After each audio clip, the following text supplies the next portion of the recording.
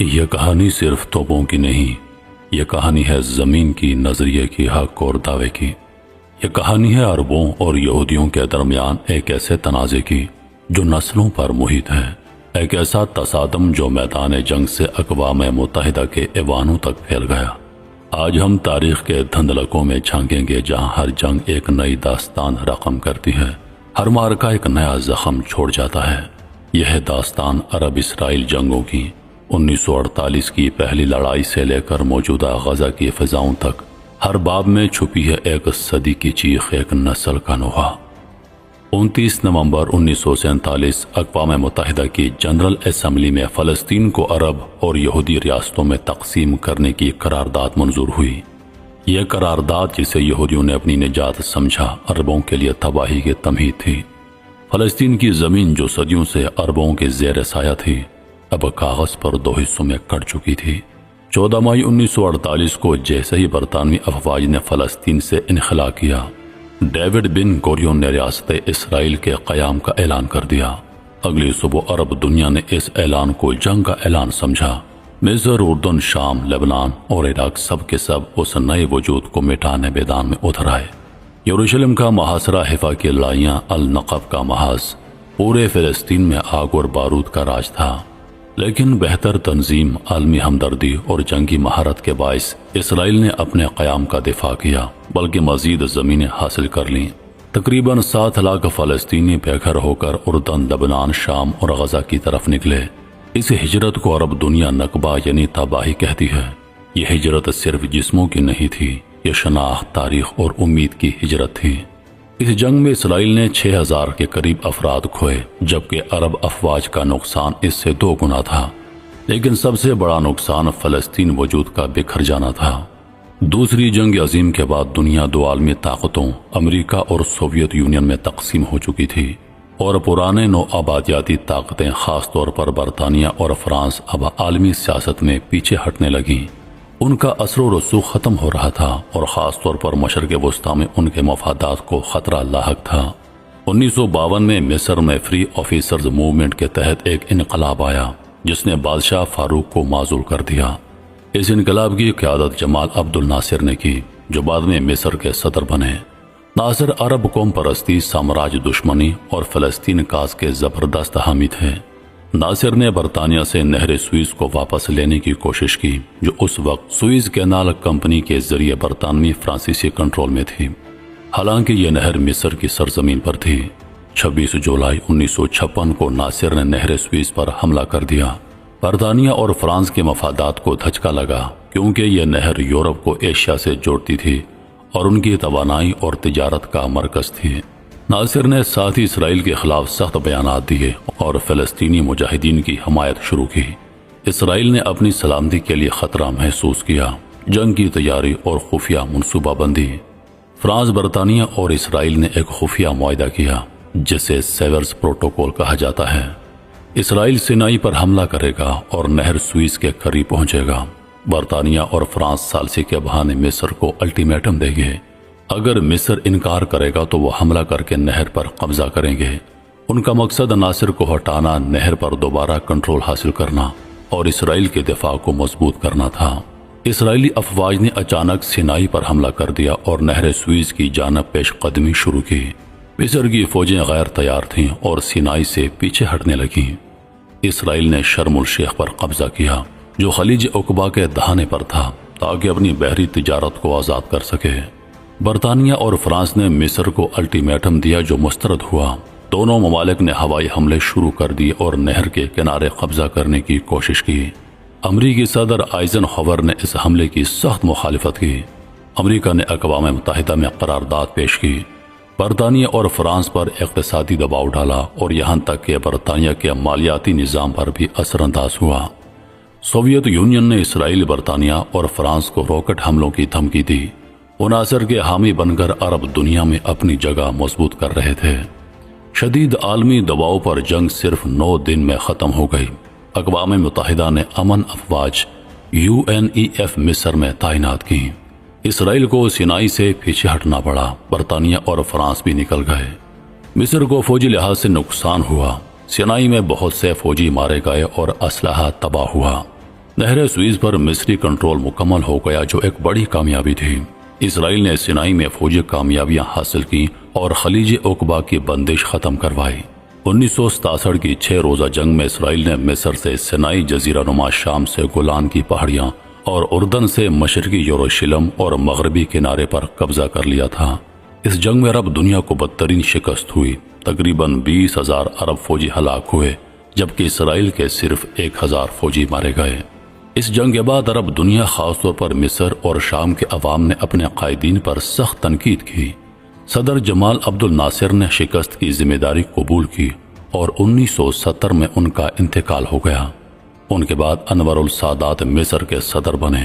شام میں حافظ الاسد نے اقتدار سنبھالا۔ اقوام متحدہ کی قرارداد 242۔ اس قرارداد میں اسرائیل سے مطالبہ کیا گیا کہ وہ مقبوضہ عرب علاقوں سے واپس چلا جائے اور عرب ریاستیں اسرائیل کے وجود کو تسلیم کریں، مگر اسرائیل نے انکار کیا اور مذاکرات ناکام ہو گئے۔ انور سادات اور حافظ الاسد نے فیصلہ کیا کہ بغیر جنگ کے اسرائیل قابض زمینیں واپس نہیں کرے گا۔ انہوں نے خفیہ طور پر مشترکہ منصوبہ بنایا کہ اچانک اور بھرپور حملہ کر کے اسرائیل کو حیران کر دیا جائے۔ 6 اکتوبر 1973 بروز ہفتہ یہودیوں کا سب سے مقدس دن یوم کپور تھا، جب اسرائیل میں تقریباً زندگی مکمل طور پر رک جاتی ہے۔ اسرائیلی انٹیلیجنس کو شک تھا کہ جنگ ہونے والی ہے، مگر وہ یہ ماننے کو تیار نہیں تھے کہ عرب حملہ کرنے کی صلاحیت رکھتے ہیں۔ عرب ممالک نے روسی مشیروں کو جنگ سے کچھ روز پہلے واپس بھیج دیا تاکہ اسرائیل کو شک نہ ہو۔ مصر نے 1 لاکھ سے زیادہ فوجی، 20,000 توپیں اور 1,000 ٹینک تعینات کیے۔ دوپہر کے وقت مصری افواج نے نہر سوئز عبور کی۔ 2,000 سے زائد توپوں سے بمباری کی گئی۔ 8 منٹ میں اسرائیلی دفاعی لائن باریو لائن کو تباہ کر دیا گیا۔ مصر نے ہائی پریشر واٹر کینن کے ذریعے ریت کی دیواروں میں سوراخ کر کے ٹینک پل بنائے۔ پہلے ہی دن 80,000 فوجی سوئز کے پار پہنچ چکے تھے۔ مصری فضائی دفاعی نظام نے اسرائیلی فضائیہ کو مؤثر طور پر روک دیا۔ اسرائیل کی برتری ختم ہو گئی۔ شام نے 1400 ٹینکوں اور 1,000 توپوں کے ساتھ گولان کی پہاڑیوں پر بھرپور حملہ کیا۔ شامی فوج نے پہلے 2 دن میں گولان کے اکثر علاقے واپس لے لیے۔ اسرائیلی افواج حیران اور غیر منظم ہو گئیں۔ اسرائیل کو اپنے شمالی شہری علاقوں کے دفاع کا خطرہ لاحق ہو گیا۔ امریکہ نے اسرائیل کو اربوں ڈالر کے ہتھیار، جنگی طیارے، ٹینک اور گولہ بارود فراہم کیا۔ اس آپریشن کو نام دیا گیا آپریشن نکل کراس۔ اس فضائی پل سے اسرائیل کو جنگی توازن بحال کرنے کا موقع ملا۔ جنرل شارون نے ایک جوابی حملہ کیا، نہر سوئز عبور کی اور مصری فوجوں کو پیچھے دھکیل کر اسماعیلیہ کے قریب پہنچ گیا۔ اسرائیلی فوج نے مصری تیسری فوج کو گھیر لیا جو تباہی کے دہانے پر تھی۔ اسرائیل نے گولان میں شامی افواج کو پیچھے دھکیل دیا اور شام کی سرزمین میں گھس گیا۔ دمشق سے صرف 30 کلومیٹر کے فاصلے پر آ گیا۔ 22 اکتوبر 1973 کو جنگ بندی کا مطالبہ کیا گیا، مگر چند دنوں تک جھڑپیں جاری رہیں۔ مصر اور امریکہ کے درمیان خفیہ مذاکرات ہوئے۔ مصر نے امریکہ کے ساتھ قریبی تعلقات قائم کیے اور سوویت یونین سے فاصلہ اختیار کیا۔ اسرائیل نے میدان واپس لے لیا، مگر عرب افواج نے ثابت کر دیا کہ وہ منظم حملہ کر سکتی ہیں۔ اسرائیلی عوام میں اعتماد کا بحران پیدا ہو گیا۔ 1979 میں کیمپ ڈیوڈ معاہدے کے ذریعے مصر نے اسرائیل کو تسلیم کر لیا اور سینائی واپس لے لیا۔ کچھ ممالک نے سادات کو غدار کہا کیونکہ اس نے اسرائیل کو تسلیم کر لیا تھا۔ شام اور فلسطین تنظیموں نے سادات کے اقدامات کی مخالفت کی۔ عرب ممالک نے امریکہ اور مغرب پر تیل کی پابندی لگا دی۔ عالمی منڈی میں تیل کی قیمتیں کئی گنا بڑھ گئیں، جسے 1973 کا آئل کرائسس کہا جاتا ہے۔ عربوں نے 1967 کے زخم کا بدلہ کسی حد تک لے لیا تھا۔ اسرائیل کو سیاسی اور سفارتی دباؤ کا سامنا کرنا پڑا۔ فلسطینی کاز ایک بار پھر عالمی ایجنڈے پر آیا۔ امریکہ عرب تعلقات میں نئی جہت آئی۔ 1982 کی اسرائیل لبنان جنگ، آپریشن پیس فار گلیلی۔ 1975 سے لبنان میں ایک خونی خانہ جنگی جاری تھی، جس میں مارونی کرسچن ملیشیائیں، مسلمان ملیشیائیں، شیعہ سنی دروز، فلسطین تنظیمیں خصوصاً PLO اور شامی فوجیں شامل تھیں۔ لبنان اس وقت سیاسی طور پر ٹوٹ چکا تھا اور ریاست کا کنٹرول کمزور تھا۔ 1970 میں اردن کی بلیک ستمبر کارروائی کے بعد فلسطینی تنظیمیں، خاص طور پر فلسطین لبریشن آرگنائزیشن PLO، لبنان منتقل ہو گئی۔ PLO کی موجودگی نے جنوبی لبنان کو اسرائیل کے خلاف عسکری کارروائی کا مرکز بنا لیا۔ PLO یہ علاقہ فدائین کی چھاپہ مار کارروائیوں کا مرکز بن چکا تھا۔ شمالی اسرائیلی شہر مستقل PLO کی راکٹ فائرنگ اور چھاپہ مار حملوں کا نشانہ بن رہے تھے۔ اسرائیل کا کہنا تھا کہ PLO لبنانی خود مختاری کو ختم کر رہی ہے اور ایک ریاست کے اندر ریاست قائم کر رہی ہے۔ 30 جون 1982 کو لبنان میں اسرائیل کے سفیر شلومو ارگوف پر قاتلانہ حملہ ہوا۔ اگرچہ یہ حملہ ابو نصال گروپ نے کیا جو PLO مخالف تھا، اسرائیل نے اس کا الزام یاسر عرفات کی قیادت PLO پر عائد کر دیا۔ 6 جون 1982 کو اسرائیل نے آپریشن پیس فار گلیلی کا آغاز کیا۔ اسرائیلی وزیر دفاع ایریل شارون کی قیادت میں 60,000 فوجی، 1,000 ٹینک اور فضائیہ کے بڑے حملے شروع ہو گئے۔ اسرائیلی افواج نے جنوبی لبنان پر حملہ کیا اور چند دنوں میں سور اور سیدھا پر قبضہ کر لیا اور لبنانی اتحادی پسپا ہو گئے۔ اسرائیلی فوج نے دارالحکومت بیروت کا مکمل محاصرہ کر لیا۔ شدید فضائی اور زمینی بمباری کی گئی جس سے سینکڑوں شہری مارے گئے۔ PLO کا ہیڈ کوارٹر نشانہ بنایا گیا۔ اسرائیلی طیاروں نے شامی طیارے تباہ کیے جنہوں نے لبنان میں PLO کو بچانے کی کوشش کی تھی۔ بقا وادی میں اسرائیلی شامی جھڑپیں ہوئیں اور اسرائیل نے کئی شامی طیارے مار گرائے۔ ستمبر 1982 میں اسرائیل کے حمایت یافتہ لبنانی صدر بشیر جمائل کو قتل کر دیا گیا۔ اس قتل کے بعد اسرائیلی فوج نے بیروت کے فلسطینی کیمپوں صبرا اور شتیلا کا کنٹرول فلانز کرسچن ملیشیاؤں کو دے دیا۔ 16 سے 18 ستمبر تک 3,000 فلسطینی مہاجرین اکثر عورتیں، بچے اور بوڑھے بے رحمی سے قتل کیے گئے۔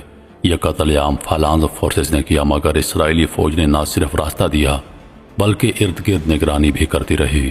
دنیا بھر میں شدید غصے کی لہر دوڑ گئی۔ اسرائیل میں لاکھوں افراد نے احتجاج کیا۔ کہان کمیشن کی تحقیق کے بعد ایریل شارون کو وزارت دفاع سے مستعفی ہونا پڑا۔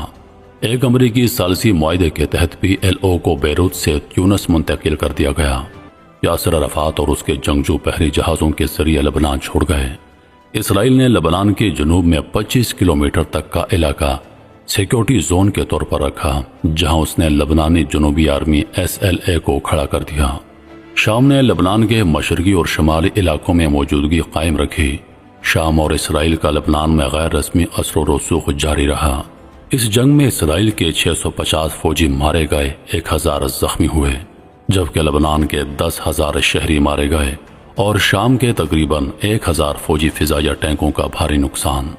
1982 کی جنگ نے مشرق وسطیٰ کی سیاست اور عسکری توازن کو یکسر بدل دیا تھا۔